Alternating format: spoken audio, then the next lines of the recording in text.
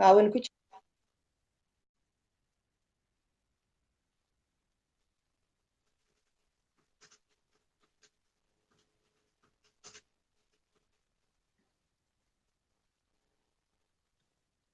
بسم الله الرحمن الرحيم. السلام عليكم ورحمة الله تعالى وبركاته. waxaan halkan kusoo dhaweynayaa dhammaan walaalaha ku xidhan programkan, walaalaha ku xidhan ururka Somaliland Patriots Appeal amba ururka u taagan adkeynta qarannimada Somaliland. waxaan kusoo dhaweynayaa halkan dhammaan reer Somaliland, dawladda, shicibka, madaxda, ciidamada qaranka, dhammaan maanta waanu idin wada salaamaynaa, waananu idinku wada tahaniyadaynaynaa munaasabadda qaaliga ah ee ku beegan maalinkan maanta ah oo ah 26 Juun, munaasabadda qarannimada, gooni isutaaga, xorriyadda, dawladnimada Somaliland Independence Day. walaalkay Iid Xasan Muuse oo programka ila daadahaynaya, soo dhawow waan lay walaalo. Wad maadsantay walaalaad baan u dhawahay. Programkeena maanta waxaynu qaadaa dhigaynaa oo aynu shicibkeena iyo dawladdeena iyo ciidamadeena, calankeena iyo ciideennaba ku tahaniyadaynaynaa xafladda munaasabadda qaaliga ah maalinta qarannimada Somaliland amba Independence Day-ga amba ciid al-istiqlaalka siday carabta u taqaano 26 Juun. soo dhaw walaalo. Muuna walaalo waad mahadsan tahay dadweynahayna daawanaya ummadda Jamhuuriyadda Somaliland meel walbay joogaan dhammaantiin. Assalaamu calaykum waraxmatullaahi wabarakaatu. waxaan insha Allah aan uga faa'iideysan doonaa fursaddan marka ugu horeysa inaan hambalyo u diro ummadda reer Somaliland meel walbay joogaan, yar iyo weyn, rag iyo dumar, diaspora iyo inta gudaha joogtaba, saddexda gole qaran, saddexda xisbi qaran, ciidamada qaranka Jamhuuriyadda Somaliland dhammaantood, civil society-ga. waxaan leeyahay ciid maxay haday hambalyo maalinta qiimaha leh ee 26 Juun ee 58 sannadood ka soo wareegtay markii ay Somaliland madax bannaanida ka qaadatay boqortooyada Ingiriiska 26 Juun 1960. hambalyo. ما شاء الله hambalyo shicibkeena iyo dalkeena iyo dawladdeena. munaasabadan haddii aynu guda galno sidaynu u ogsoonahay baa 26 Juun ka qaadanay gooni isutaaga inagoo ahayn maxmiyad amba protector dawladda Ingiriiska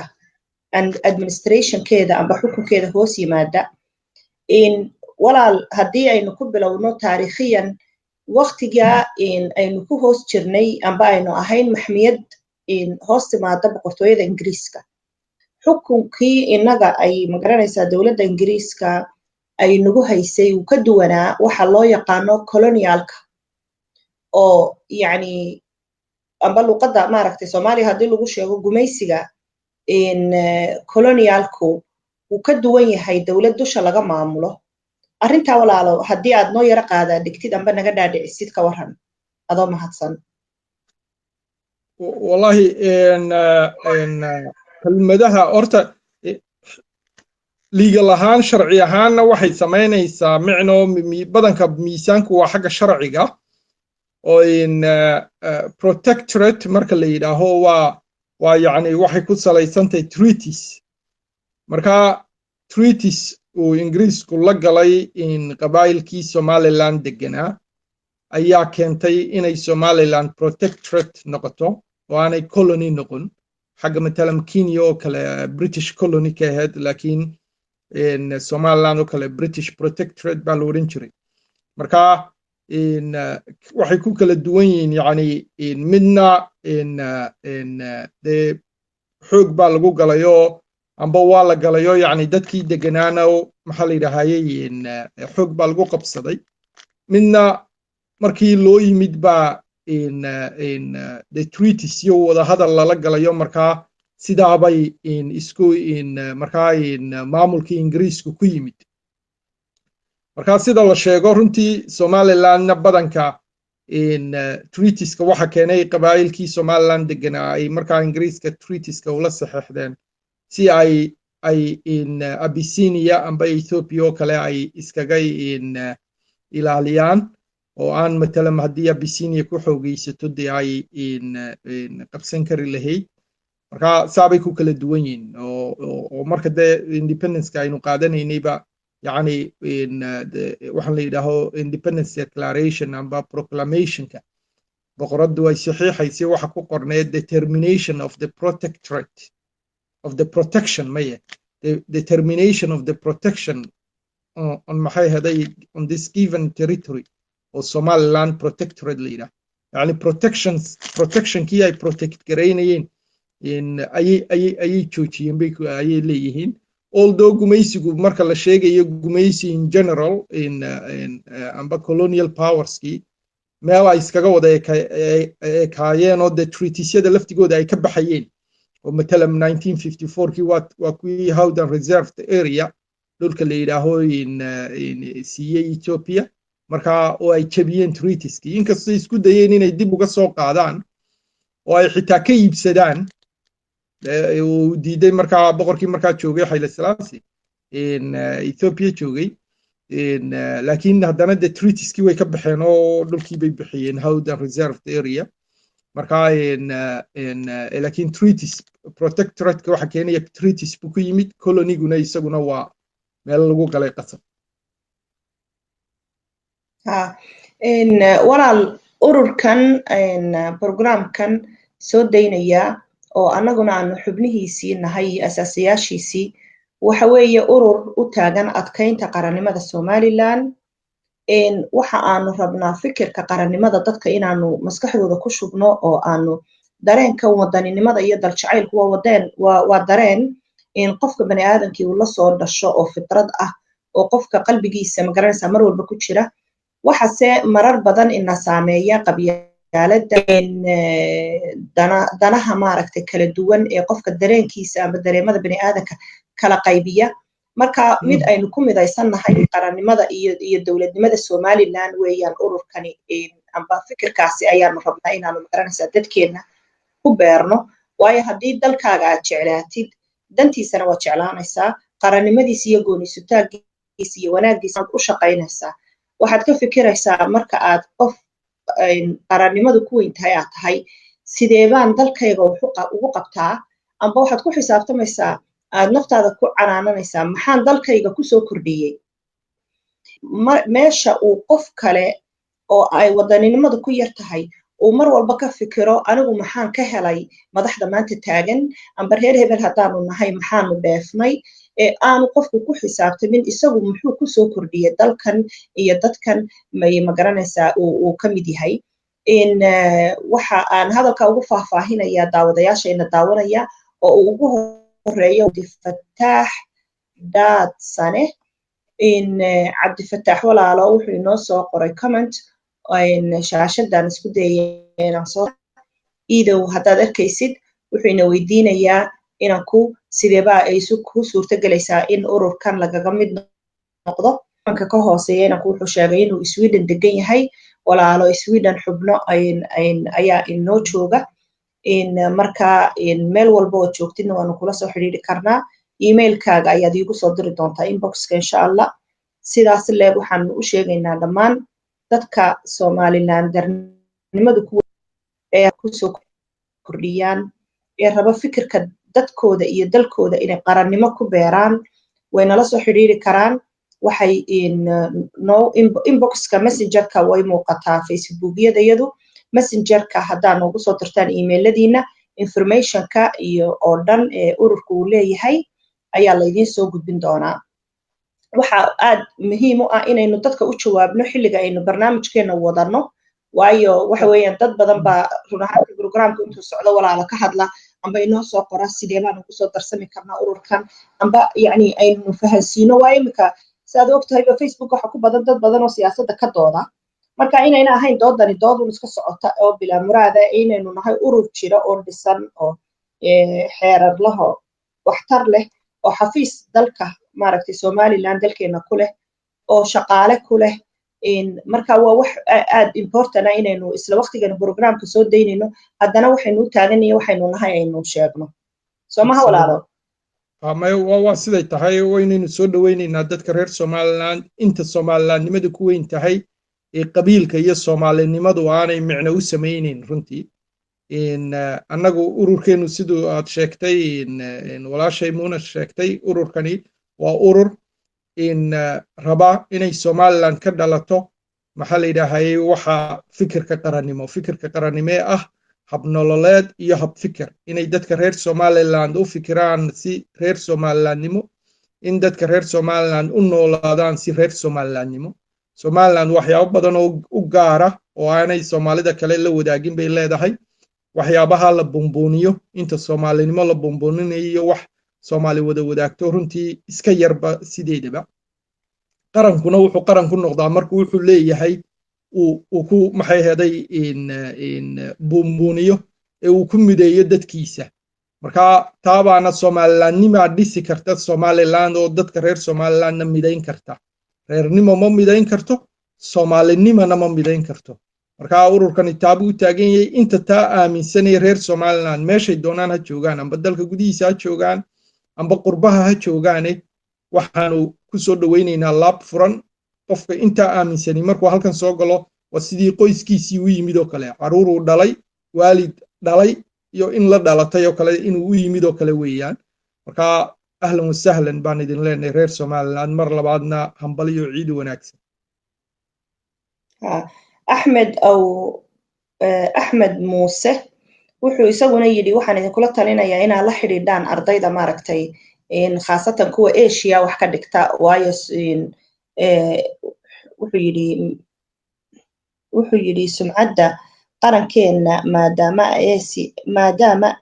Somaliland Asia aad looga aqoonin buu yidhi mahadsanidin walaal muwaadiniinta reer Somaliland meel walba joogaan way nala soo xiriiri karaan waana aadna way muhiim u tahay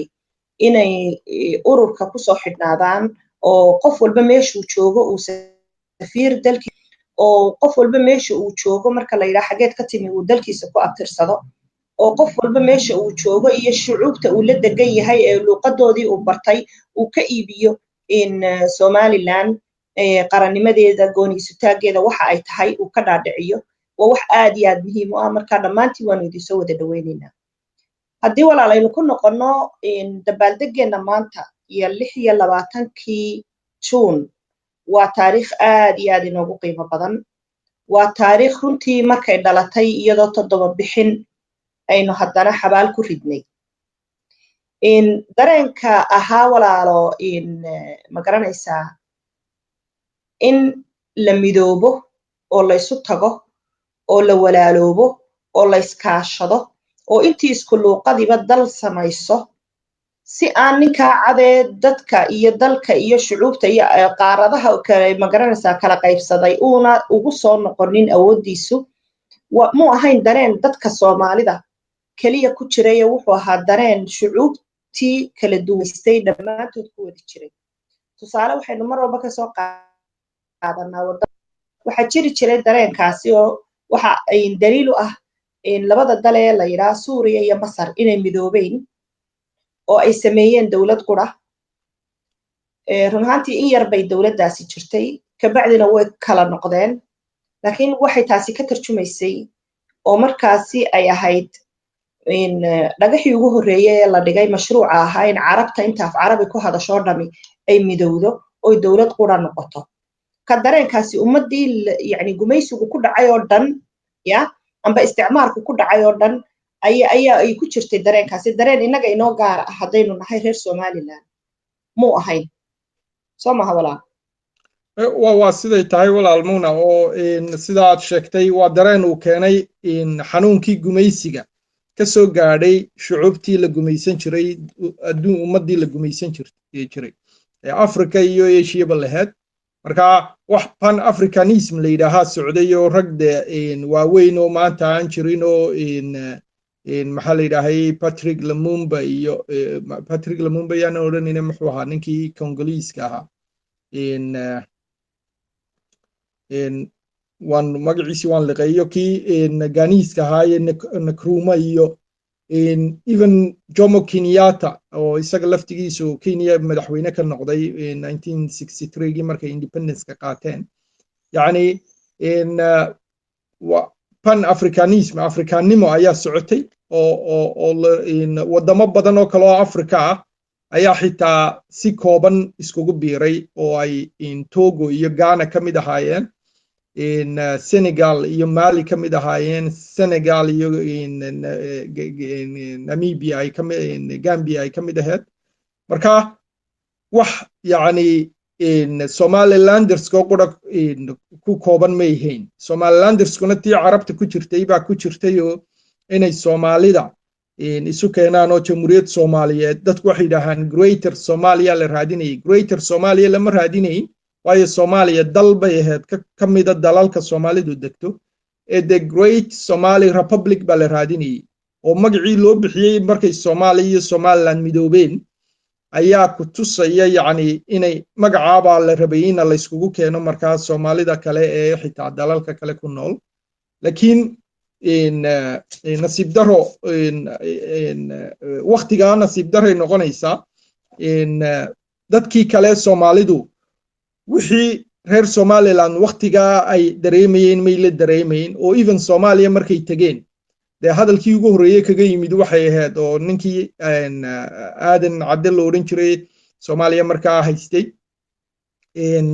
madaxweynihii ugu horeeyayna noqday hadalkii ugu horeeyay ku yiri waxay ahayd laba qaawan isma qaadi karaan bal ordo horta isa soo tijaabiye 6 months na ha noqotay runtii hadal micno ku fadhiyay ahayd because reer Soomaaliya waxay naga duwanaayeen iyaga dawladnimada la barayo maxaa la yiraahday autonomy baa la siiyay 1950 maxaa la yiraahday 1950 ilaa 60 waxay haysteen autonomy oo trustees UN trusteeship bay ahayd inkastoo Talyaanigii lagu soo celiyay iyagu dalbadeen ninka la yiraahdo Professor Abdi Ismail Samatar baa yiraahaa buugga uu qoray the first African Democrats oo la yiraahdo in Soomaalida maxaa la yiraahday la khiyaameeyo Talyaanigii baa dib loogu soo celiyay waa been cad weeyaan Talyaaniga iyo reer Soomaaliya ayaa doortay oo yiri Talyaaniga nagu soo celiya oo Ingiriisku sidaa buu uga soo baxay ilaa Ingiriiskii joogayba maxaa la yiraahday trusteeship waa lagaga dhigi lahaa waxaan midowga la yiraahdo Soomaalidana horta fikirkii ugu horeeyay fikir Ingiriis ka yimid buu ahaa kadibna inagaga dhagayo inagu aynu ku dambeynay marka taa midowgu dareenka midowgu mid nooca u jiru ahaa oo nasiib daro reer Somaliland Afrikaankii kale markay xaqiiqadii faysgareeyeen nin walba dabadu dhulka ku dhuftay oo dib uu noqday oo wadankiisii buu ku noqday laakiin reer Somaliland nasiib daro waqti bay ku qaadatay maadaama markiiba reer Somaliland infiltrate gareeyeen oo ay markiiba kala qaybiyeen oo ay markiiba qabyaaladii Soomaaliya jirtay ee lagu qaybsanayay dawladnimada iyagu ku qaybsanayeen iyo dominancekii awoodihii isku hirdayay meeshu ayaa inagii ina soo infiltrate gareeyay oo inagii markiiba ina kala qaybiyay inagoo Somalilander dadku waxay Somalilander bay oran jireen Somalilandiska dadkii reer Somaliland hore reer Soomaaliyana Somalilanders bay oran jireen inagoo Somalilanders aynu u tagnay kadibna reer bay noo qaybiyeen waxaan xasuustaa maalin uu geeriyooday nin la yiraaho Abdi nin la yiraaho wasiirka wuxuu noqday magaciisi baan ilaabay wasiirka difaacu Sheekh Shariif markuu madaxweyne ahaa Soomaaliya ka noqdo waa nin reer Somaliland aabihii wuxuu geeriyooday u maleynaa ilaa 6 sanadood ka hor intuu wasiirka ahaaba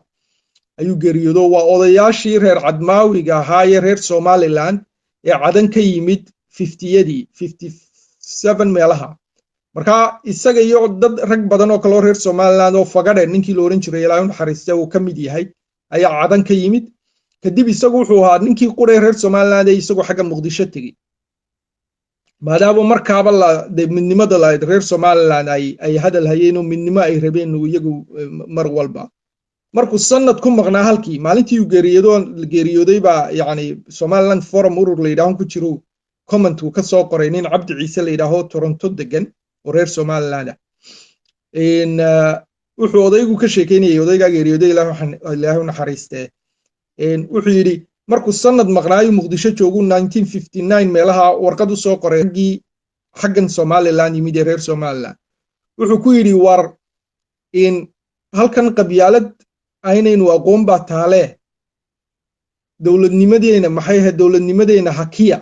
oo yaan lagu soo degdegin halkan marka markeedii horeba dad kala dhaqan oo kala fikir oo si kala duwan wax weeyeen arka ayaynu ahayn marka nasiib daro leaderskii Somalilandna leader vision dheer bay noqon waayeen oo runtii ummadoodii qanciya waayo leadersku waa inay ummadda fikirkay qabaan ay gelin karaan hadday fikirkii Soomaali weynba ay geliyeen oo ay ka dhaadhiciyeen inay Soomaali midowdo dabcan waxaan aaminsanahay hadday diyaar u ahaayeen ay midaysnaayeen inay markii dambana ay arkeen ay Muqdisho tageen xitaa celebrationskii laga soo qayb galin waayay inay markay ku soo noqdaan ay yiraahdaan war waxaasaan soo aragnay meeshan meel aynu isku dhaqannahay oo waxaynu wadno wada maahe aynu ka joogno nasiib daro way noqon waayeen kuwaas waatay nagu qaadatayna 30 sanadood inaynu markaa khaladkii aynu galnay ka soo noqono alxamdulillah baynu maanta taagannahay haddii marba aynu ka soo noqonnay tamaanta taagani waxa weeyaan sidaynu ugu faraadeegnaa sidee loo joogteeyaa marka sida intaanay u gelin sidaynu ugu faraadeegnaa waxaynu geli doonaa bal sida exactly independence-kaasi ku dhacday iyo in maalintani tahay maalin maxay ahayd ground u ah dooda maxay ahayd qarannimo ee Somaliland oo ay tahay maalintii dal Somaliland la yiraahdo madax bannaani qaatay xagga reer Soomaaliya ay kaga doodaan in laba gobol oo Soomaali oo Talyaani iyo Ingiriisi gumaystay ay markay ka kaceen oo markii horena mid ahaa markii la kala qaybiyayna markii ay ka kaceen midoobay oo runtii been aan raad lahayn marka taasaynu runtii aynu qaada dhigi doonaa wixii dhacay maalintaas siday dawladnimadii Somaliland ku dhalatay iyo siday ku baxday ayaynu qaadaa dhigi waa si fiican walaal inay aynaan haysanin social media activist ku hadla medyada oo isticmaalaya luqadda Englishka ayuu inankani inoogu soo qoray comment ah arrinta maxaynu kaga jawaabnaa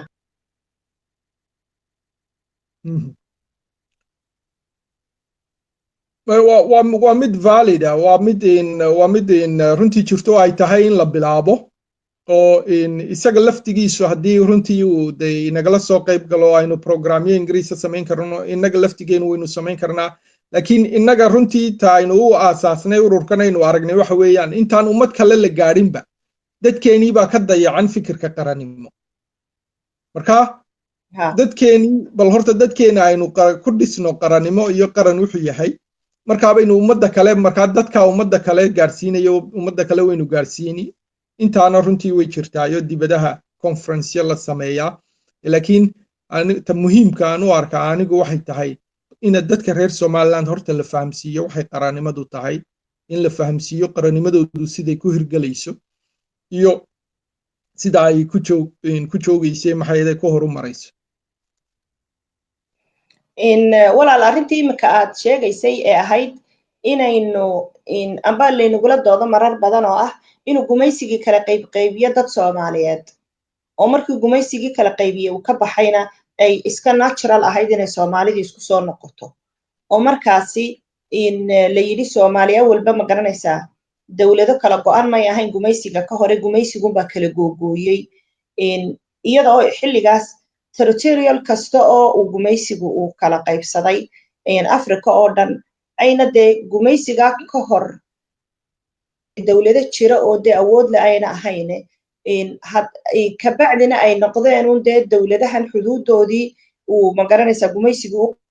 qaybiyey magaranaysaa loo cayimay marka arrintaa dooda ahee yani inuu qayb ka mid ahun soomaalida aynu ahayn oo markii dambena iska natural ahayd markii gumaysigii inaga baxay inaynu kusoo noqono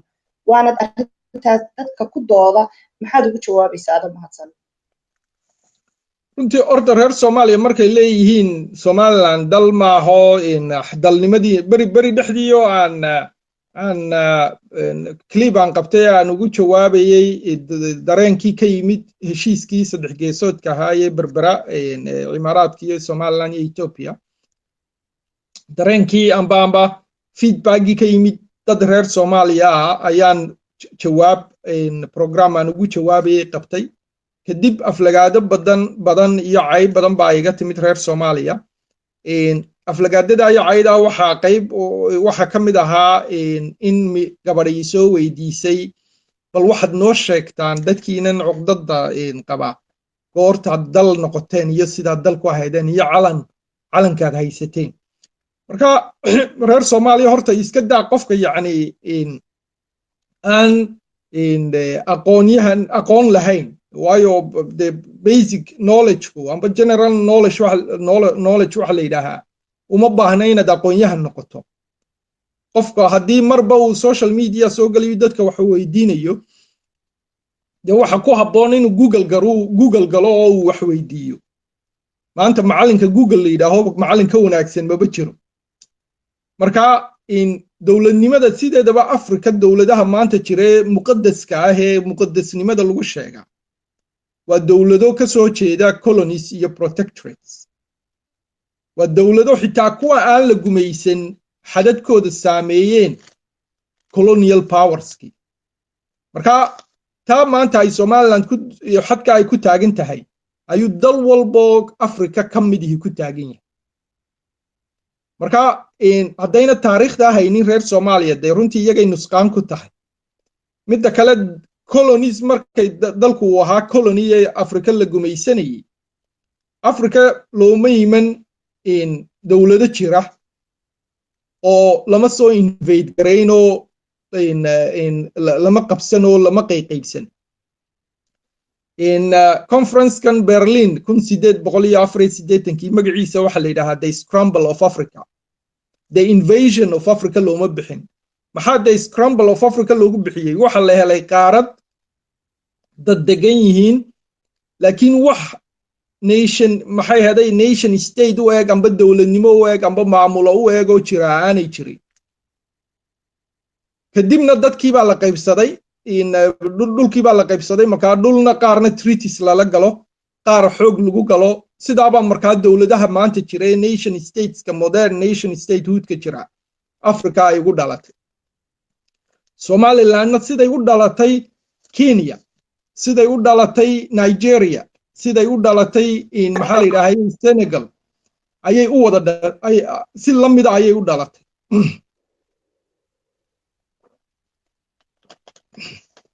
iga raali noqda marka coloniesku independence uu qaadanayo midda kale waxa wadanka independence ka siinaya matalan in our case ingiriiskiyo kale markuu xorriyadayna siinayay muu odhan xorriyadda waxaan siiyey qabiil hebel muu odhan reer hebel baan siiyey xorriyadda wuxuu siiyey the state of Somaliland 5 nin baa yimid halkan ingiriiska oo saxeexay the proclamation of independence heshiiskii ingiriiskiyo dadka reer Somaliland ku heshiiyeen inay Somaliland madax bannaani qaadato 5 nin waxay matalayeen qabaa'ilka aqlaabiyadda ah ee Somaliland degan ee loo yaqaano maanta beesha dhexiyo beelaha darafyada ay lagu magacaabo ayay matalayeen oo Maxamed Xaaji Ibrahim Cigaal baa kamid ah Ilaahay u naxariiste Garaad Cali Garaad Jaamac baa kamid ah Ilaahay u naxariiste iyo 3 nin oo kale oo reer Somaliland ah Michael Mariano baa kamid ah baan u maleynayaa marka shantanin waxay matalayeen dadka reer Somaliland marka hadda Somaliland states by independence kala siiyay marka midda kale independence ka lagu siiyay in the proclamation of independence boqoradu saxeexdo boqoradu markay the proclamation of independence saxeexdo ee baarlamanku maxaa la yiraahdaa ansixiyay boqoradu saxeexday Buckingham Palace ay ka baxdo the proclamation of independence waxay marka toos loogu dirayay telegram United Nations because United Nations 1960kii waxay in resolution la yiraahdo resolution UN resolution 1514 oo sessionkii 15aad ahaa ee yeelato golaha maxay ahaday jimciyadda qormaha ka dhaxaysta ay kalfadhigii 15aad ee jimciyadda qormaha ka dhaxaysa yeelato ayaa 1960kii lagu pass gareeyay resolutionka 1514 oo ahaa resolutionka magaciisa waxa la yiraahdaa the declaration on the granting of independence to colonize countries and people yani waxa laga dhigay waajibaad daruuri oo humanity xuquuq ibn aadam in xorriyadda la siiyo dadka iyo dalalka la gumaysto marka wadan walba marka independence declaration kiisa salaamu calaykum soo dhawow walaalo Saciid waa mahadsantahay in wadan walba marka la siiyo marka independence kiisa in declaration kiisa ay la saxeexo mathalan in this case boqorada Ingiriisku ay saxeexdo Buckingham Palace oo ka baxo telegram ba toos loogu dirayay UN-ta loo ogeysiinayay wadankaasi xorriyadiisii buu qaatay that's why marka Somaliland 26 June markii independence-ka la siiyay 35 wadan oo UN-ta kamid ahaa marka uu aqoonsaday that's why aynu maqalno even inagoo xorriyadeeni bixinay haddana dad caalamkan joogay waqtiga oo Jomo Kenyatta kamid yahay oo Malcolm X uu kamid yahay ay ku soo halqabsadaan xorriyadii Somaliland Jomo Kenyatta August 1962 isagoo laga soo daayay jeelka ayuu leeyahay annaga Ingiriis haddaanu nahay Kenya maxaa xorriyad noo diiday Sudan oo next door ayaa la siiyay xorriyad Somaliland baa la siiyay xorriyad maxaa annaga xorriyadii noo diiday in Malcolm X oo isaguna Washington ka hadlayo nin u dooda xuquuqda dadka madowga Mareykanka ahaa oo muslimna ahaa isna isagoo la hadlaya 1961 bilowgiisii dad madow Mareykan oo ku dhiiri galinayo waa kii lahaa yani laguma helo xorriyadda bilaash Algeria bilaash kuma helin xorriyadda Somaliland bilaash kuma helin xorriyadda Sudan bilaash kuma helin xorriyadda marka wadamadii waqtiga xorriyadda ahaa xorka ahaa ee xorriyadda qaatay buu ku soo halqabsanay marka taasi waxay ku tusaysaa Somaliland dawladnimadeeda inaanay ahayn dawladnimo 1990kii dhalatay inay dawladnimadu ay ka soo bilowmatay 1960kii June nasiib daro aynu inagii sadqaynay dawladnimada oo aynu markaa Soomaaliya aynu maxay ahaday isla maalintii aynu qaadanay madax banaanida maalintii ku xigtay 27kii June baarlamankii Somaliland ee waqtiga jiray ee sovereign-ka ahaa intuu fadhiistay ay ka doodeen oo wax la yiraahdo law number 1 waa sharcigii ugu horeeyay sameeyeen baarlamankii Somaliland law number 1 wuxuu ahaa act of union kiibaana ugu dambeeyay sameeyaan waa baarlamankii 1960kii law number 1 baa la pass gareeyay kadib dood adag oo ahayd the act of union between Somaliland and Somalia sidaa baan markaa ku sadqaynay qarnimadeeni in Somaliland iyo Soomaaliya ka dhaxeeyay iyo inaanu valid ahayn iyo inaanu legal ahayn intaynu horta dib u yara dhigano waxaan soo dhaweynaynaa wajigaaga si fiican ugu yara hagaaji dabadeetana noogu bilow magacaaga salaamu calaykum walaalo aad baa nagala soo jooga programka Hargeysa caasimada Somaliland عليكم السلام ولا سعيد محسن عليكم السلام ورحمة الله وبركاته وان باسنتين وان هرتو marka hore waan salaamaya waan keero xumahay waxa iga xun connection kayga xumahay mobilka ay keen waayo waxaan u yimid Siciideer aan u yimid oo nimanka kiisi ka isticmaalaya waan maasantiin waan markii ugu horeysay dood cayn karo kala ka qayb galo inta badan ma jecli doodaha caynkana inaan ka qayb galo waan dadka waxay keenayaan iyagoon haynin xaqiiqo ayay muran bay ayay ka bilaabaan wixii xaqiiqada haba muran la geliyaa marka kuma badni arrimaha caynkan oo kale ah waa markii ugu horreysay waad mahadsantihiin waan soo dhowahay haddii anigu waxaan yani barnaamijka aan haye maanta aan doonaya inaan xaggan idinku soo bandhigo waxay ahayd un xorriyadda somaliland 26 juun muranku ma jirto way caddahay dokumentigeedina waan haynaa sidii loo soo saxeexayna waan haynaa waxa keliya muran inaga jira waxa weeye in balaamkii ay lahayd iyo calankii ay somaliland lahayd iyo dastuurkii ay somaliland lahayd 1960gii markaynu xorriyadda qaadanay markaa taan doonayay inaan xaggan ka caddeeyo waxa weeye un intaas oo xaqiiqo dhab ah oo aan ahayn sheekooyin aan meelo ka soo maqalay ama baalkii aan ahayn laakiin dhab ahoo dokumenti ah baanu haynaa waa calankii waa imbalamkii waxa weeye dalna ma qaato xorriyad haddaanu lahayn calan iyo dowladnimo dadka waxaa iskaga khaldan 26 juun marka la yidhaahdo waxay u qaataan in maalintaa wax la saxeexay dokumentigaan haynaa wuxuu caddeynayaa 4 May inuu cina cigaaliyo wafdigii uu hogaaminayay ay tegeen London 4 May baa la soo saxeexay in la qaadan doono 26 Juun xorriyadda markii 4 May la tegay London ee ahayd in la qaadanayo saxeexay ahayd in la qaadanayo 26 Juun madax bannaanida waxa dokumentiga sitay in cigaaliyo 4 wasiir la socday waxa kamid ahaa dastuurkii waxa kamid ahaa calankeenu leenahay waxa kamid ahaa in balaamkan lahayn in balaamka aynu lahayn wuxuu ahaa goodirkii calankeenu lahayn wuxuu ahaa kii la saaray 1918 May markaynu la soo noqonay madax bannaanideennii calan caddaana goobaab akhtara leh laa ilaaha illa allah maxamed rasuul ku qoran tahay waa ka u qoran somaliland 26 juun 1960 waa register wuxuu yaalaa maxkamadda caalamiga wuxuu yaalaa United Nationska qof kasta oo arrinkaa dood ka keenaya ama muran ka keenaya ha u doonto maxkamadda caalamiga ama ha u doonto United Nationska nin muran ka keeni kara ma jiro 1918 May markaynu saaranay ee waxaan la soo noqonay madax bannaanideennii dadkii ogaa xogta ee inuu hayo xogta waxay calankeena aynu saaranno waayo markii asnam soo gashay calan bay lahayd asnam calankii asnam meel baa la iska dhigay waxay maadaameynu Somaliland iskugu nimid oo Soomaaliya sanaag soo lameeyo Soomaaliya sanaag iyo awdal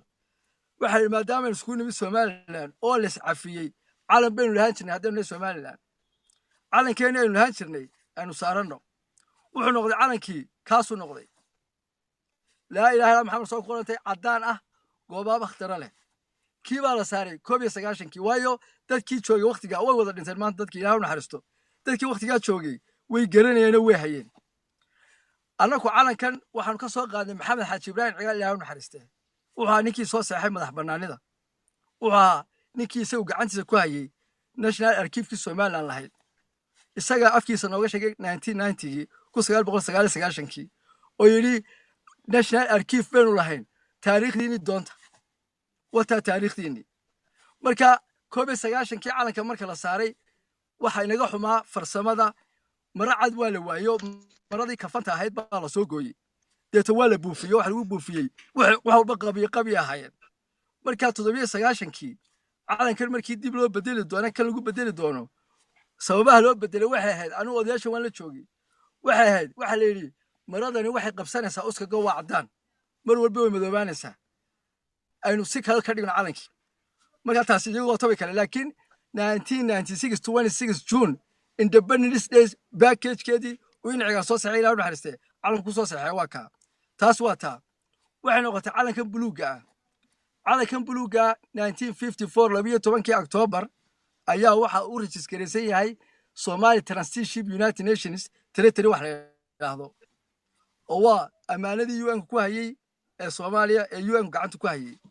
Afrika baa loo sameeyay Afrika baa waxa looga taagay UN-ka calanka buluuga ah bal nasiib daro 26 June 1960 markii halkan isku nimid xorriyaddeena soo qaadanay calankaasi United Nationska waa UN-ka gacantooda ku sameeyay wala 12 October Afrika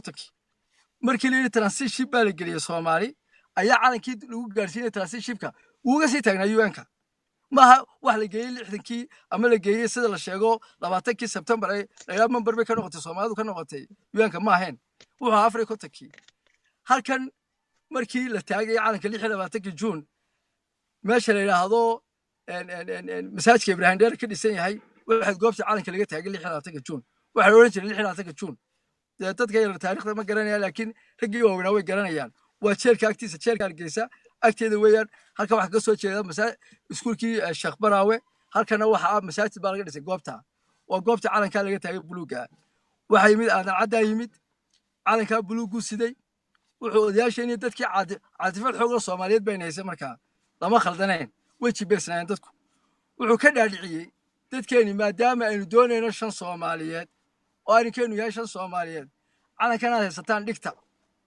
kana ka turjumaya shantaa geesle shantii Soomaaliyeed kana taagano aadan cadda gacantiisa ku soo qaaday calanka 26 June khaladaadka yimid dadkeena loo jahwareeriyay u qaateen calankan inay lahaayeen halku khaladku ka yimid waxa weeye waa calanka buluuga 26 June laga taagay Hargeysa ee waa aadan cadda siday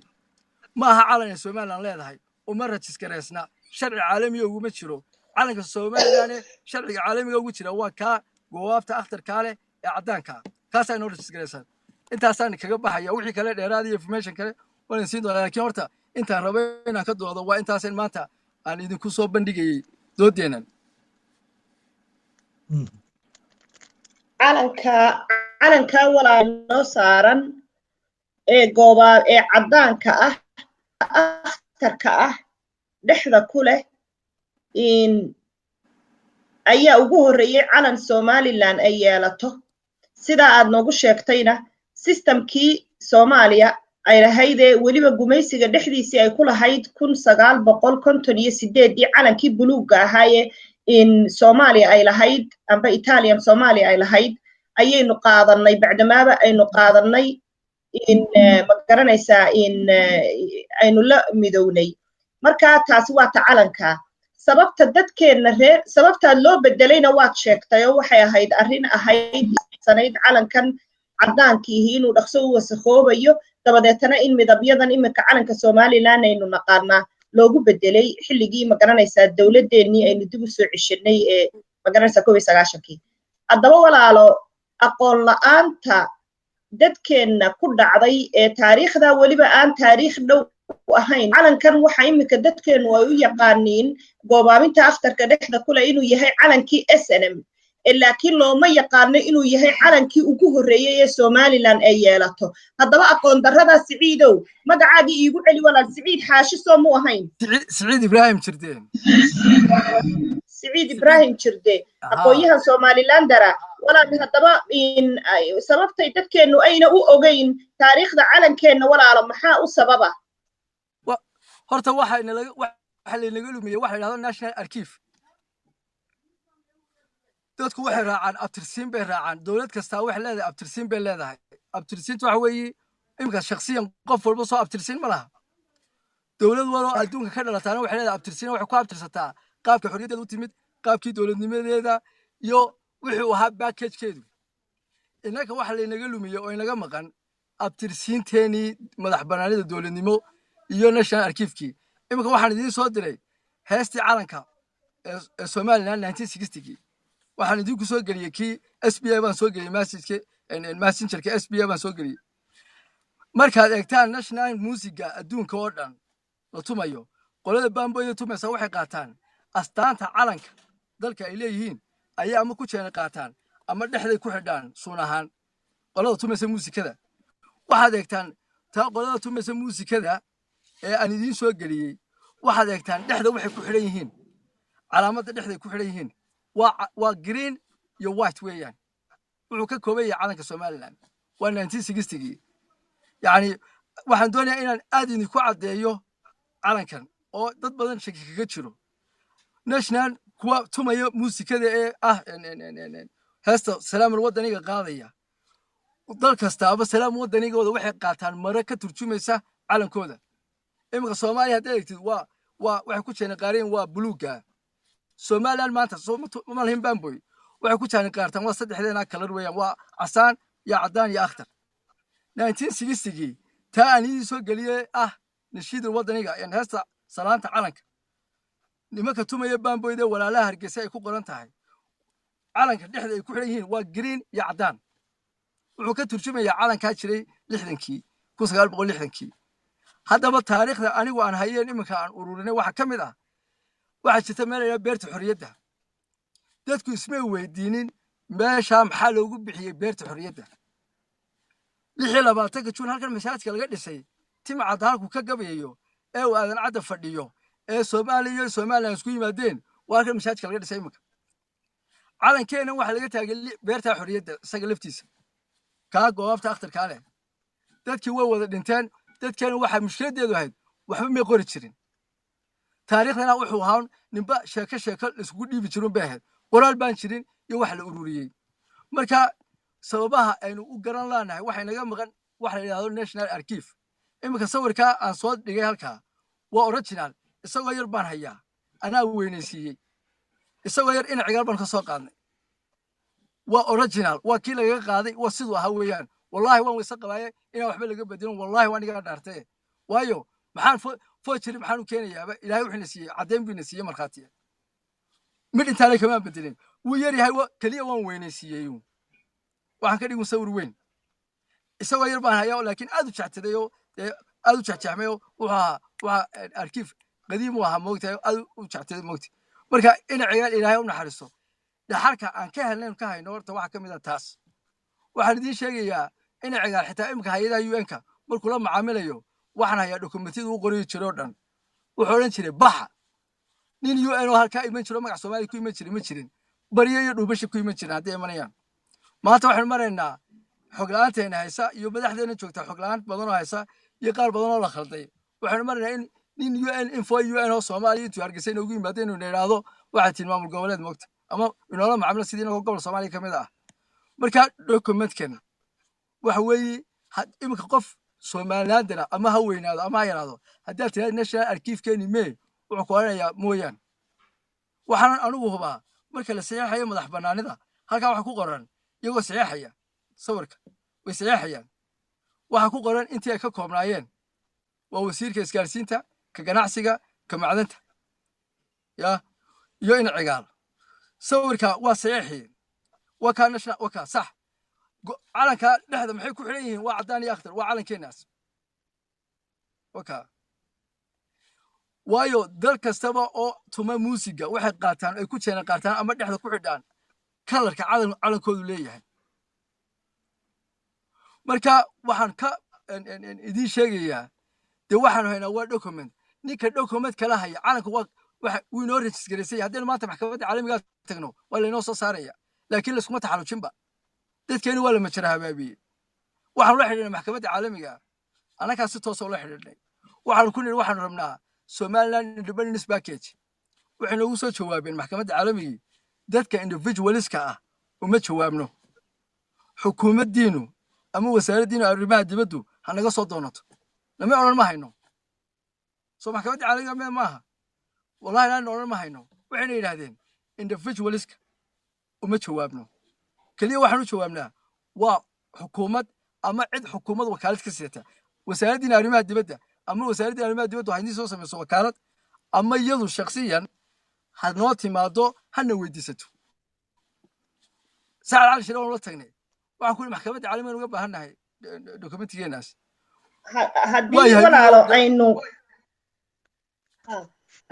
haddii walaalo aynu markaa dadkeena halkaa aynu magaranaysaa kaga dalbano dadka ku jira social mediada aqoon-yahanada Somaliland dadka qarannimada Somaliland u dooda maanta waxaynu baraynaa marka lagula doodo calanka haddaad dawlad gooni ahaydeen in calankiinii hore keena calanaan calanka buluuga ahayn lagula dooda maanta waxaynu baraynaa calankii ugu horeeyay Somaliland lahayd inuu ahaa calan cad dhexdana goobaabin akhtari ay ku taalo qoraalka ku yaala walaal muxuu ahaa qoraalkaas si fiican uma arkayo imika halkan kama arkayo si fiican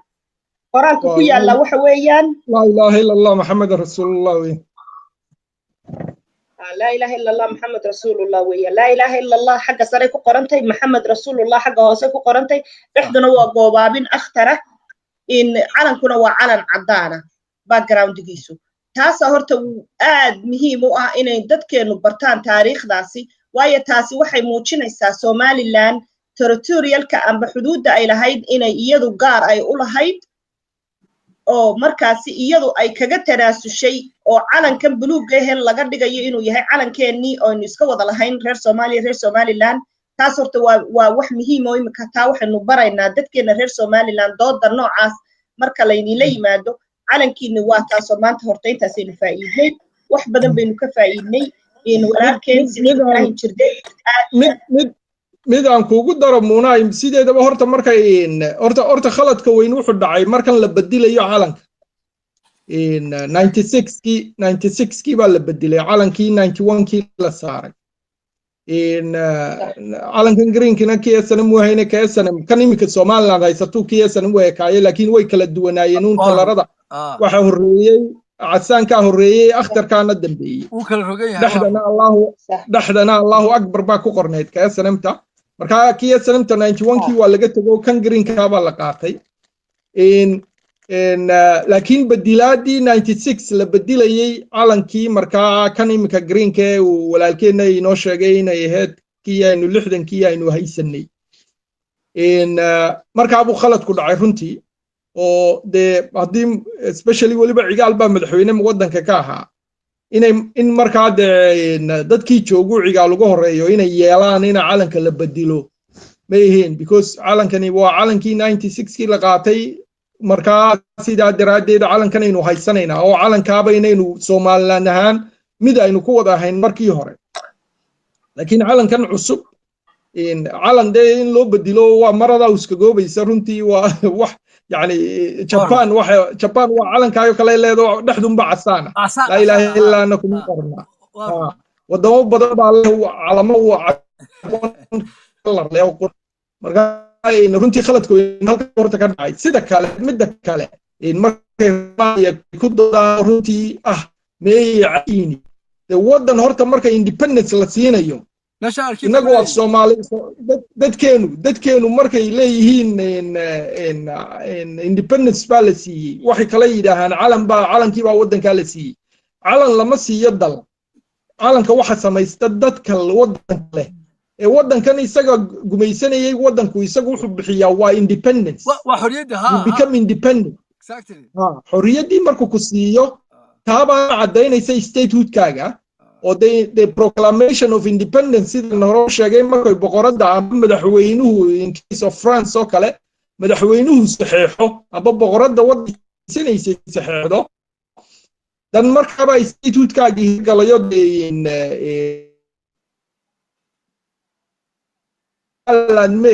shan iyo soddon dal baa aqoonsaday Somaliland at that time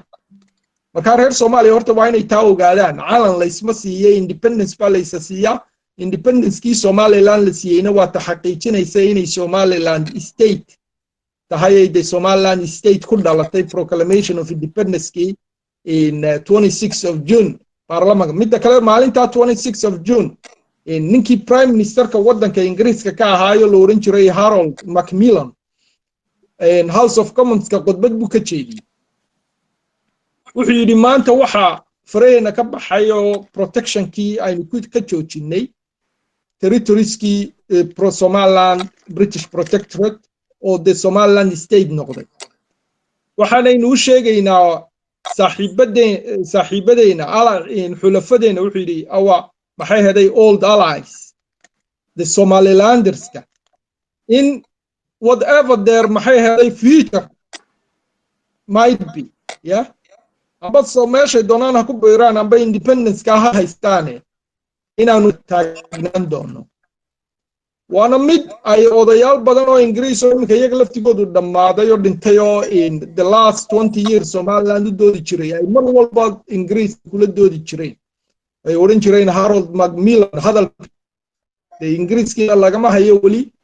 garab istaagii Somaliland u garab istaagay sida quduu Somaliland ku garab istaagi karaana maanta waxay uga baahan yihiin waa aqoonsi marka waa sida uu sheegay walaalkeen Siciid there is a historical maxaa la yiraahdaa in facts oo xaqiijinaya qarannimada iyo dawladnimada Somaliland wax yaani madmadow iyo muran la gelin karana maaha calankuna anu waxaban u arkaa anu secondaryo haddii calankii maanta waa kaa greenka ah laakiin dood laga dhigo reer Soomaaliya yidhaahaan ba calankiini may calanku ma kama tirsanaa conditionska amba criteria-da statehood-ka kuma jiro calan waa waxa weeyaan permanent population waa defined territory in a government iyo ability to enter into relations calan laguma darino kuma jiro waayo calanka dadkaasi markay intaa helaan iyagaa samaysta calan oo qarannimadii markaa astaanteedii waayo calankani waa astaanta qaranka markaa astaan u samaysta markaa qarannimadoodii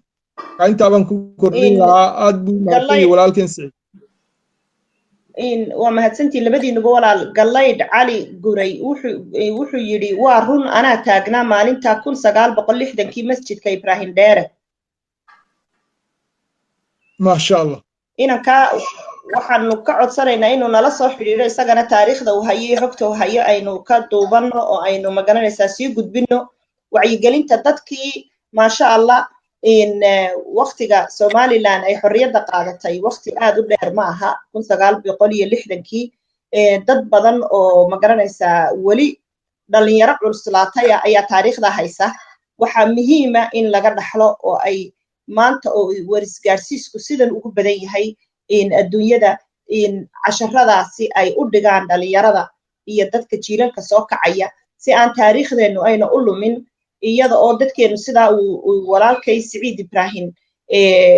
uu sheegayba dadkeenu ay ku yarayd documentary-ga iyo waxa la qoray iyo taariikhda kaydsan ee qoraalkii ay nagu yarayd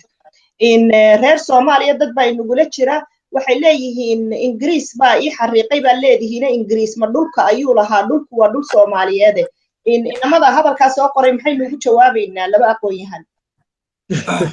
wallahi haddaan anu ku horeeyo waxaan leeyahay adduunku sharci buu kala yeeshay cidna waxba may xariiqin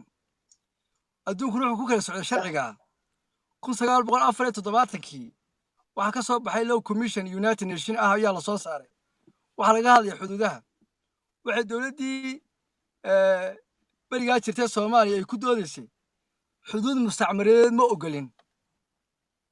waxaa loo soo saaray maxkamaddii caalamiga ahayd iyo shuruucdii adduunku kala seexday inay ahayd in xuduuduhu sidii mustacmaradii ahaadaan dowladdii Soomaaliya waxaa lagu qanciyey awood uma lihid aad ku kasalgareyn kartid xuduudda sharcigu adduunku ku heshiiyey adduunka ku heshiiyey baa leeyahay waxaana meesha laga saaray arrin noocaas oo kale in la yimaadaan waxaana la yidhi dowladdii Soomaaliland iyo Soomaaliya waxay fashilantay waxa reportkaas ku qoray 1974 waa UN Law Commission 1974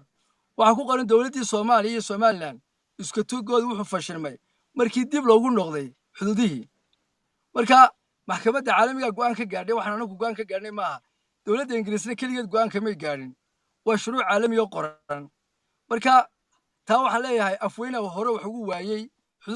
xuduud mustacmareed ma ogolay dowladdii Soomaaliya ayaa hore wax ugu weeday 70kii wax ku weeday marka maanta umaleyn maayo in halkii uu arku taagan yahay waa qaab sharciyeed weeyaan haddii sharciga caalamiga wax ka bedelayaan iyagu ma sheegin waa ka baxay waa si fiican adduunyada maanta taagan oo dhan iyo dalalka dhammaan madax bannaanida iyo dowladnimada haystaa xuduudaha ay haystaan ay ku kala nabad galeen ma aha xuduud qabiil waa xuduud qaran waxaana dhammaantood wada xariiqay ninkii gumaysiga ahaa sharciyada adduunyada maanta sidaasay ku kala joogaan wixii sharci ah ee nabadgelyada lagu helayana yacni waa waajib in la wada ilaaliyo oo inaan la jebinin amba gaal ha xariiqo amba malaa'ig ha xariiqdo waxa weeyaan xadka gurigaaga maanta dayrkaa kuu dhaxeeya wuxuu idin dhaxeeya adiga iyo guriga jaarka haddii uu kugu soo xadgudbo waxa weeyaan xadgudubkaasi waa xadgudub cad oo laynkaasi ayaa caddaynaya inuu xadkiisii soo dhaafay xuduuddana dhammaan bani aadan baa wada xariiqay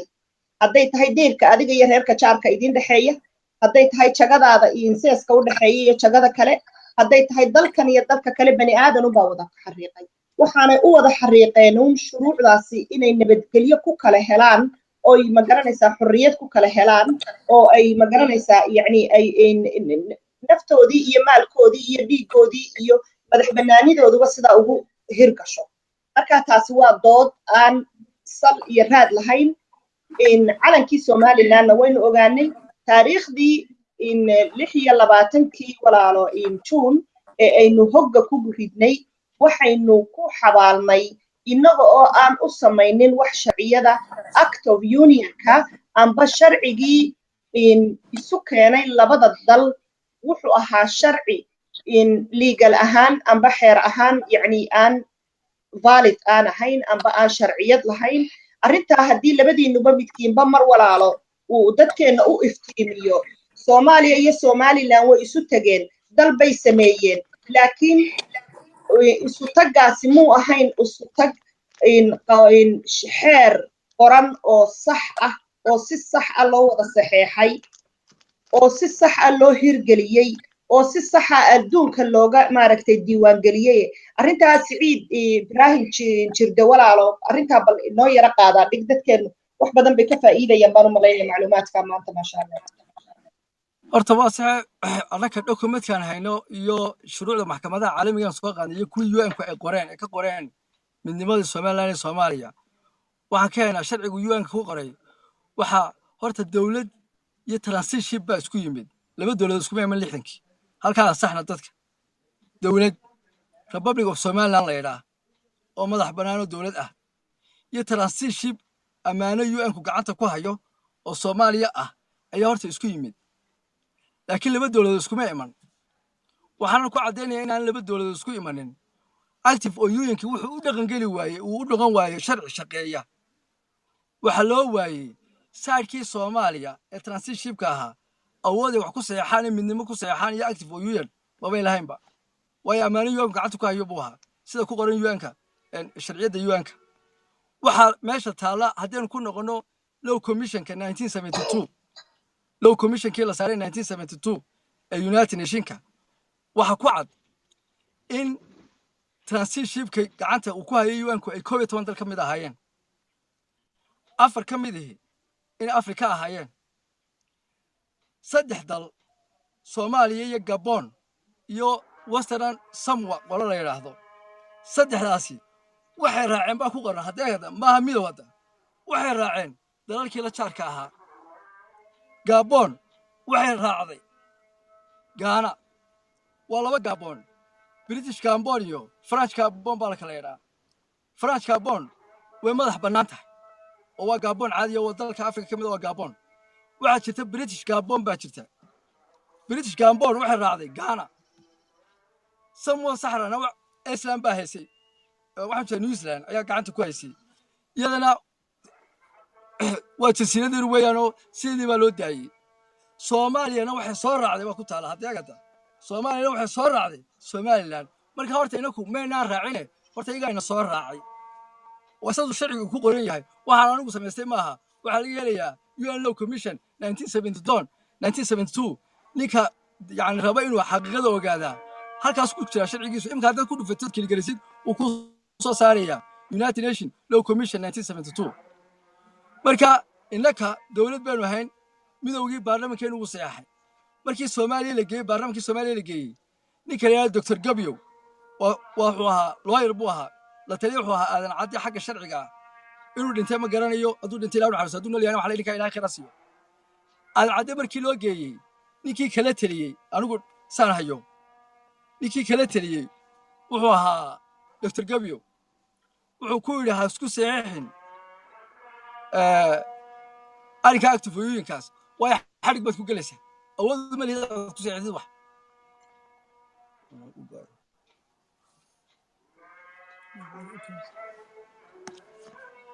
si fiican baa lagu maqlayaa Ibrahim Siciid Ibrahim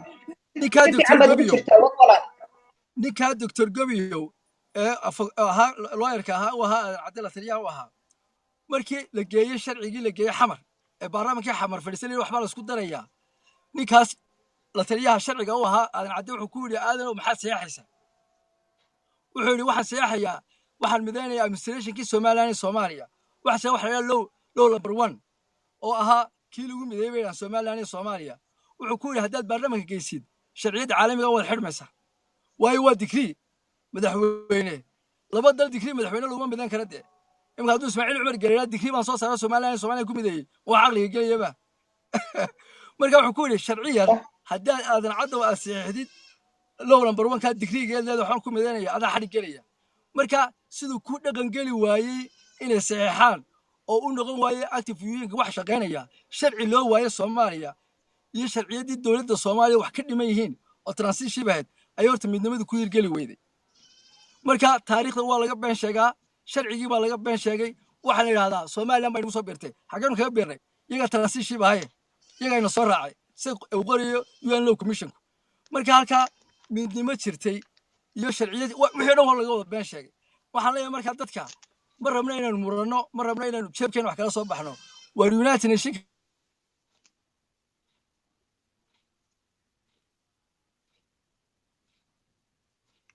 إذا ما مقلس ولا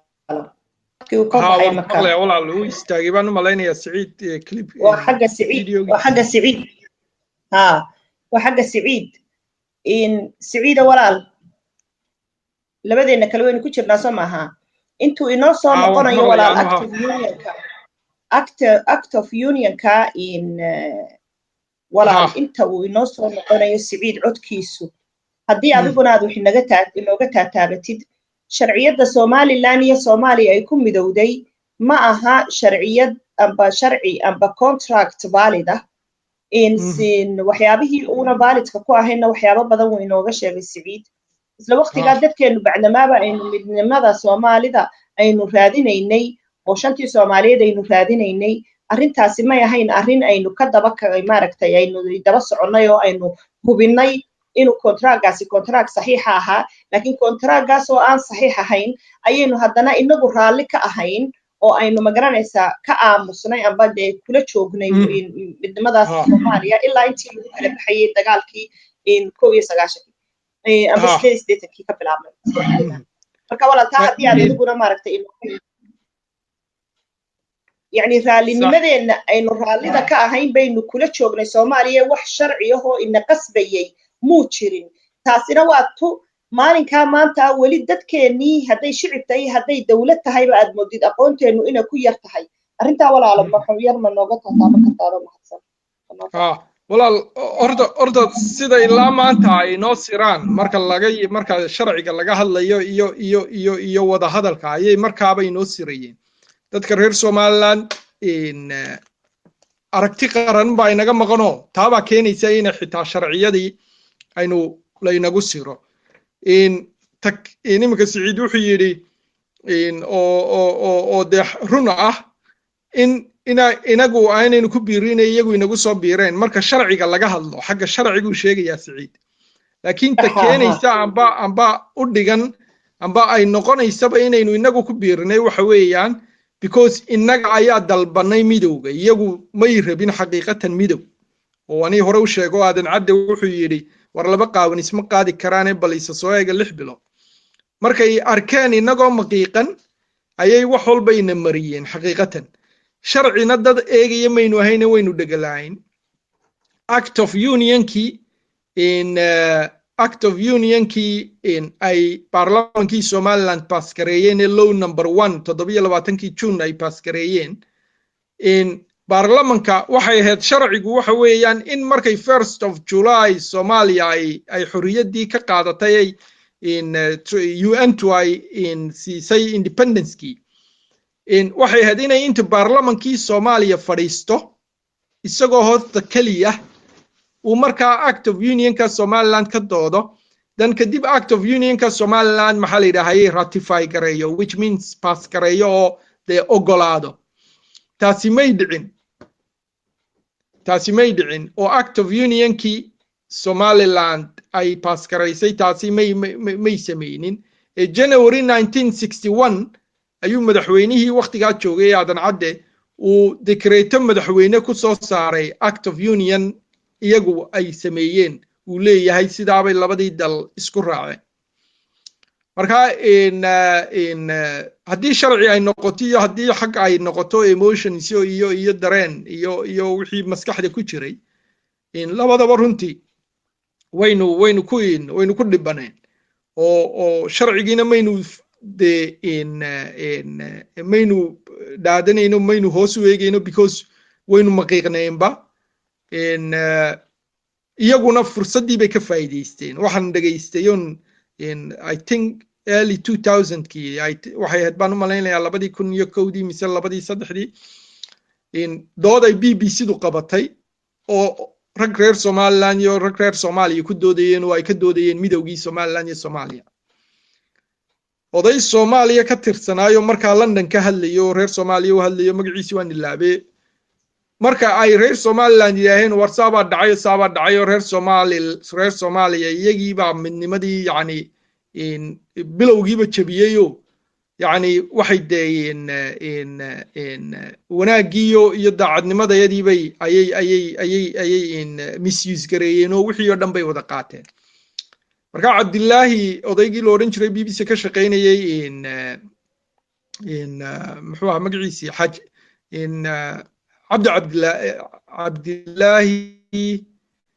Cabdillaahi baa ku jiray oday weyno BBC ka shaqeyn jiray ayaa ku weydiiyey kii reer Soomaaliya Cabdillaahi Xaaji ayaa weydiiyey kii reer Soomaaliya ku celiyo yiri hebelow de sambay leeyihiin reer Somaliland marka maxaad saa u sameyseened wixii dhan iskugu koobteen odaygii wuxuu ku jawaabay raggu waa isa soo dhiibeen noo Cabdillaahi raggu waa isa soo dhiibeen noo marka xaqiiqatan ta meesha taalay isdhiibitaanka bay heedo reer Soomaaliyana impressionka ay qaateen waqtiga inaynu isdhiibayno oo aynaynu maareyn kari weynay dawladnimadii layna siiyay baa gashay waayo markay inagula taliyeen waa idinku balhaysta ee aynu ka diidnay dabcan anigaba way galilay waa isa soo dhiibanade saynu doonaynu ka yalno marka taaba dhacday meesha ka dhacday marka sharci iyo si kalaba taunba aragtida unba maareynaysa iyo waday oo hagaysay marka waxaynu halka dadkeena ugu sheegnay act of union kii u dhaxeeyay Somaliland iyo Soomaaliya inuu invalid ahaa inaanu sharciyeysnayn una registraysnayn haddana dadkeenu inay ku joogeen oo raalinimadii ayagu ay raali ka ahaayeen midnimada waqtigaas maaragtay xiisa badan loo qabay aan kuugu daro nin Talyaaniya jiray waqtigaa muunay nin Talyaaniya jiray dawladda Soomaaliya la taliyo u ahaa ninka Talyaanigii wuxuu qoray book la yiraahdo The Somali Republic a Legal Experiment buugga wuxuu ku xaqiijinayaa isaga laftigiisu ku sheegaya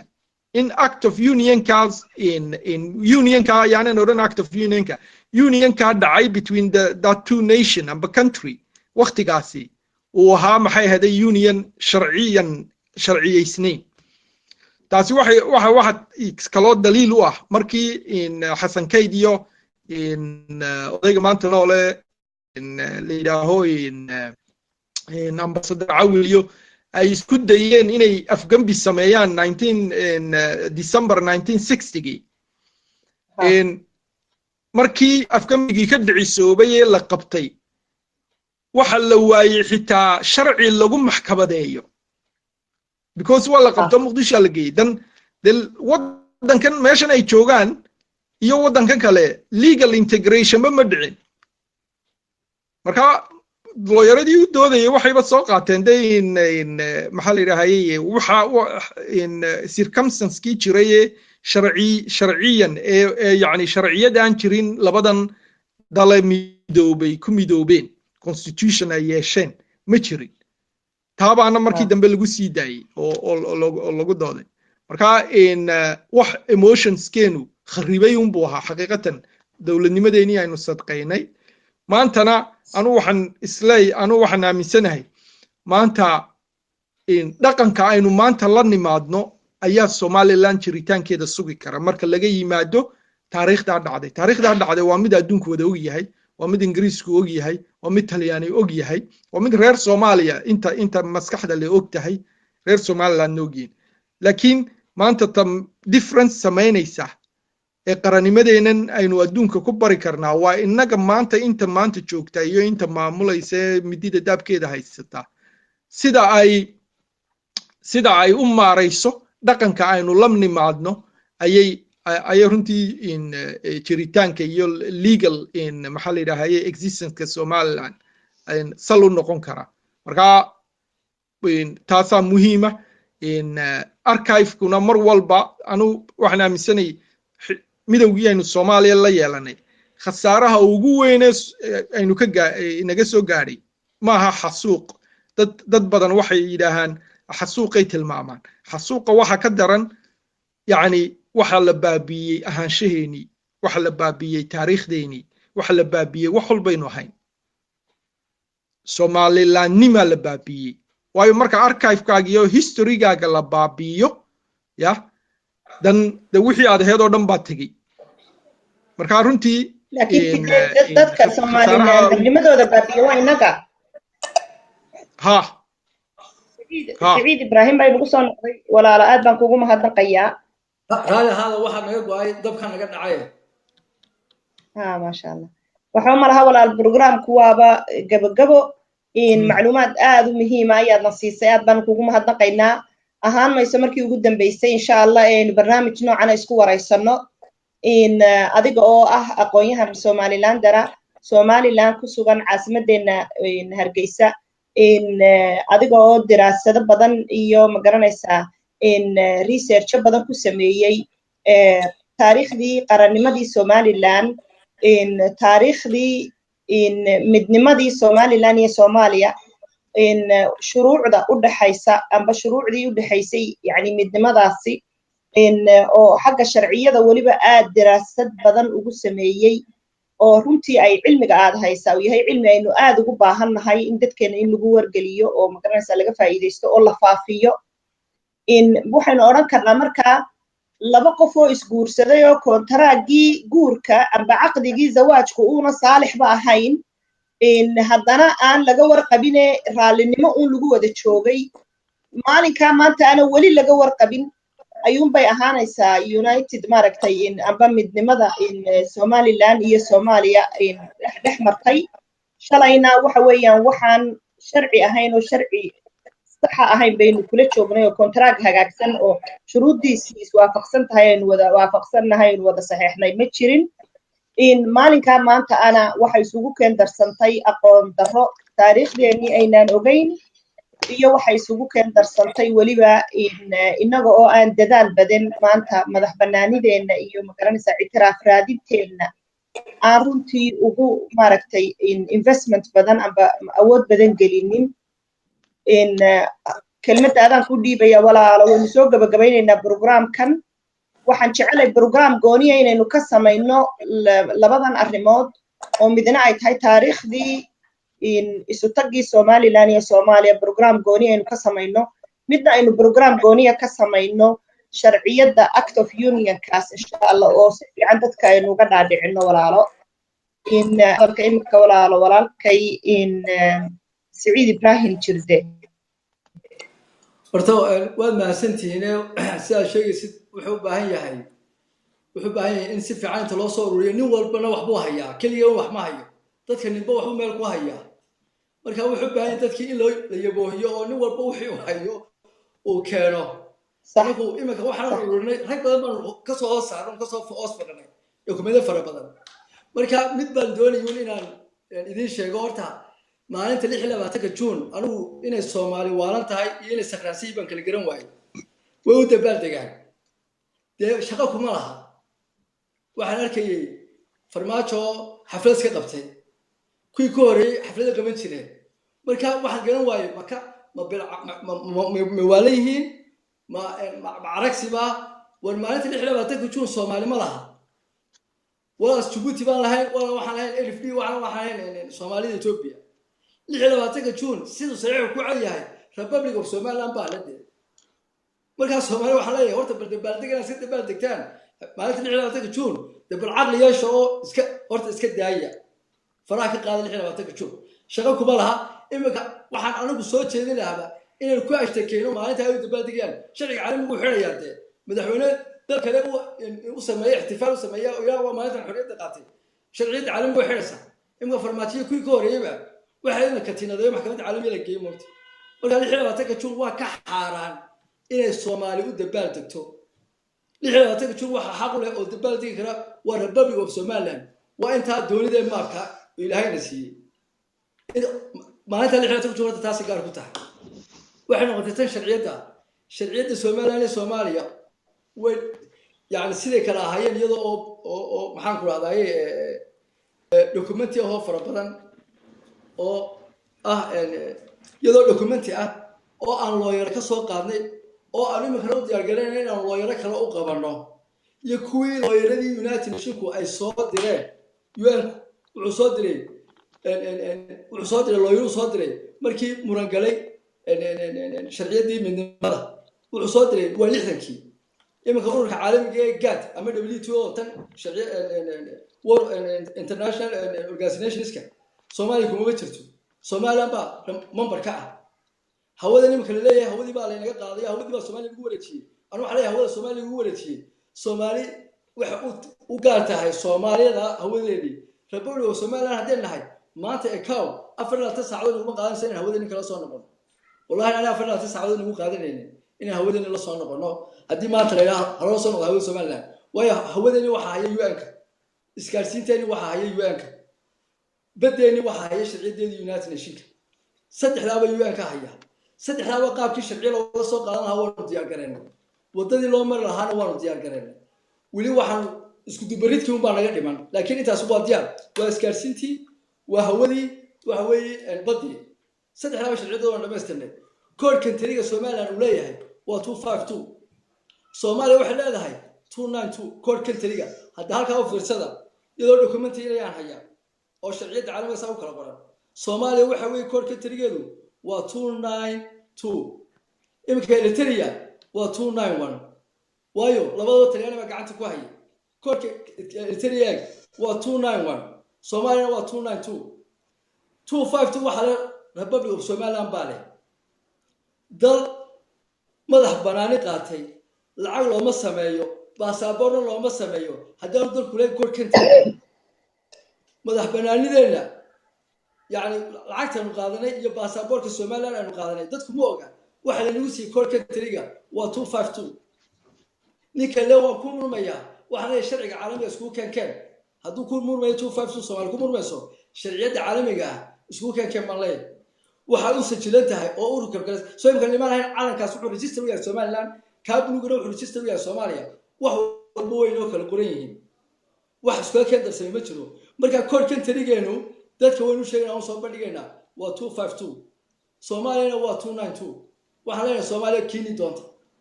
hawadeena waa kala labo iskaas maxaa ku ahayd badeenu waa kala labo maca 60kii soo 60kii ma waa isku tagay hawada Soomaaliya iyo iskaarsiinta Soomaaliya iyo badda Soomaaliya 60kii ilaa imika wallahi aan isku darin waan dhaaranayaa muslim baan ahay waan walaashadana wallahi aan isku darin weligaas kuma darsanay marka waa khalad baynayna waxba iskaga jira Soomaaliya waayo aanu xaqiiqadii baan haynaa documentary baan haynaa sharciga caalamka wuxuu ka qoray baan haynaa weligeed la isku darin hawadeena badeena iyo iskaarsiinteena kala gaar bay ahaayeen ee waa la doonanin waxay imika leeyihiin qoladii sharciga qaanadu waxay war Soomaaliland wixii soo doonta idinka gabaye wixii soo doonta marka inuu doonan baa loo qaatay inuu Soomaali kula marana hawa lagu wareejiyay caynkan waxa soo dhan waxa arkaa waa ma jira hawaabin inaga ma jira hawaabinayo wadada saxda ah waxayna kula soo ceshanahay marka intaasan kaga baxaya raanayga hada waan isku dheereeyay maya waxa weeyaan macluumaad aad u muhiim ah iyo dhiirigelin runtii dawladda iyo dadkaba in reer Somaliland ay u baahan yihiin bad walaalo soo gudbisay aad baad ugu mahadsantahay khayr Allah ku siiyo in programku waa gabagaba iido walaalo kelmadda ugu dambaysan maxaad oran lahayd daawadayaasha sharafta leh ina dhageysanaya iyo kuwa ina dhageysan doonaba inaga oo mar labaad ugu tahariyadeynayna shicibkeena iyo dalkeena iyo dawladdeena iyo ciidankeena iyo ciideennaba maalinta 26 Juun oo maalin aad qaali noogu ah run ahaantiina u baahan dabaaldegeeda iyo xaqeedii in la siiyo waxaad moodaa 18 May inay maalintii 26 Juun ay liqday ya marka sidee bay arintaasina kula tahay walaal inagoo soo dhameynayna programka gabagabada waxaad inagu sii furtay qodob kale ee waxay maalin kale ka dhigan doonaa insha Allah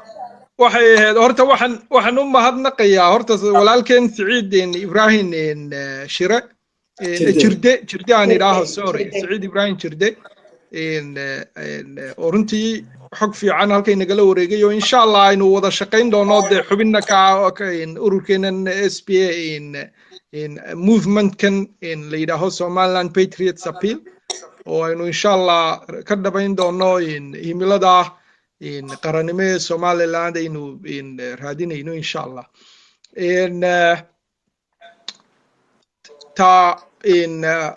waxaan dhowr sano ka hor baan qoraal ka qoray 26 of June oo waxaan idhi maxay heeday it's a day with mixed feelings waa maalin dareemo isku jira loo dareen farxadeed iyo dareen murugo labadaba huwan waayo waa maalin aynu qaadanay ingiriiskii madax bannaani ka qaadanay laakiin haddana aynu sadqaynay waa ilmo dhashay oo dib kaaga saqiiray intuu saacado jiray marka de waa farxad iyo murugo isla socoto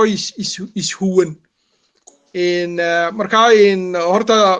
mar labaad iyo mar saddexaad ba waxaan ummadda reer Somaliland ugu hambalyeynaya maalintan 26 June sidoo kale waxa aynu insha Allah de wadaynaa halganka ah inaynu ummadeena barno oo taariikhdooda in taariikhdeena la lumiyay ee la masaxay dib ummadda loo baro ummadda Soomaalinimo sidaan hore u sheegay iyo reernimo toona laguma midayn karo ee ummadda waxa lagu midayn karaa waa Somalilandnimo iyo taariikhdoodii iyo dib loogu qoro taariikhdoodii iyo dib loogu interpretations loogu sameeyo si maanta qarankan taagan dan u ah waayo qaran walba taariikh buu leeyahay taariikhduna waa interpretations oo qaranku wuxuu u interpret garaystaa taariikhdooda si qarankooda dan ugu jirto ayuu u dhigtaa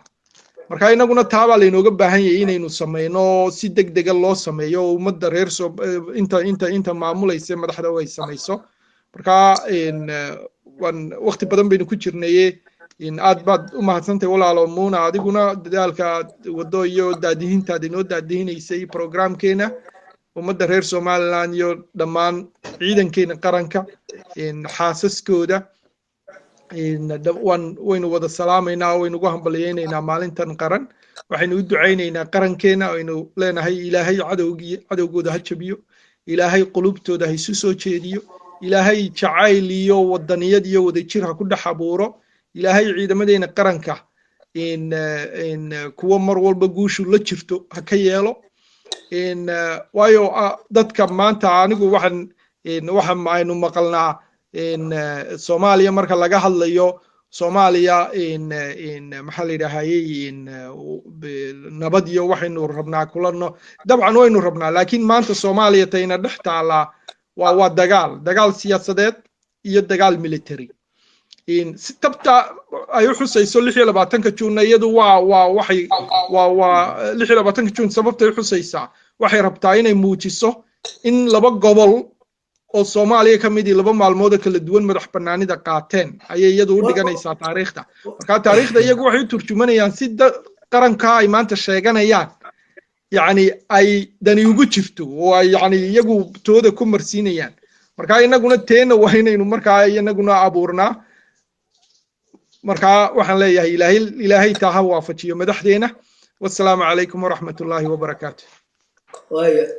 aad baad mahadsantahay waan idinka mahad celinayaa runtii barnaamijka wanaagsan wixii xogan u baahannahay waynu xagga dambe waynu ka shaqayn doonaa kolay kama nasanayno oo waxaynu lahayn baa laynagu haystaa marka aad iyo aad baan idinka mahad celinayaa shacabka Somaliland waxaa leeyahay waxa weeye waa maalin farxadeed saa sheegtay waxaa leeyahay wixii nagu dhacay dagaalka inagu dhacay dhan maanta madax bannaanideena horta waynu hantinay Somaliland gacantaynu ku haynaa inta ugu muhiimsan waa inta waxaa leeyahay shacabkana madax bannaanidiina dowladnimadiina ilaashada oo marka qofku uu sameeyo dadaal fara badan uu sameeyo dhibkii doonaa ka soo gaaray wixii uu hiigsanay uu gaaraa marka waxaa laynagu furay media fara badan oo been ah Soomaaliya halkan ka baraysa madaxweyne Soomaaliyeed baa la casumay kaalbad cas baa loo dhigay waxaas waa media laynagu furay inakoo la doonayo in laynaga saaro waxaan hiigsanayno marka cid xaqiiqo dowladeed haysa Soomaaliya maanta cidda dowladnimo u dhow iyo xaqiiq dowladeed waxa u dhow maanta Soomaaliland baa u dhow Soomaaliya waa kuwa 26 June dabaaldega haddii xorriyad haystaan tooda dabaaldegi lahaayeen nimankaas marka وين ما سنتين أدنى وين وأحوم ما ولا aad baa u wada mahadsantihiin aad baa u wada mahadsantihiin sidii hore baan u sheegnay waxaan qarankeena dhammaan dad iyo dawladba aynu ugu tahaniyadaynaynaa munaasabadan aad ka qaaliga oo ah 26 Juun waxaan Somaliland iyo Somalilandarkaba u rajaynaynaa mar walba xorriyad mar walba wada jir mar walba wanaag mar walba danteena guud oo aynu wax walba ka horreysiino إن شاء الله بإذن الله تعالى وضك دعينا تهنيديننا خير يا برواقة ندي وذا رجينا أنت إنه كل مدونة برنامج كانوا كلاء حيسهن إيا مقرنة علمي جن إيا خبرة جن إيا تاريخ جن لسوتك تي إن شاء الله إنه كوضا نحل الدونة أدبا نديكم هذا قينا والسلام عليكم ورحمة الله وبركاته.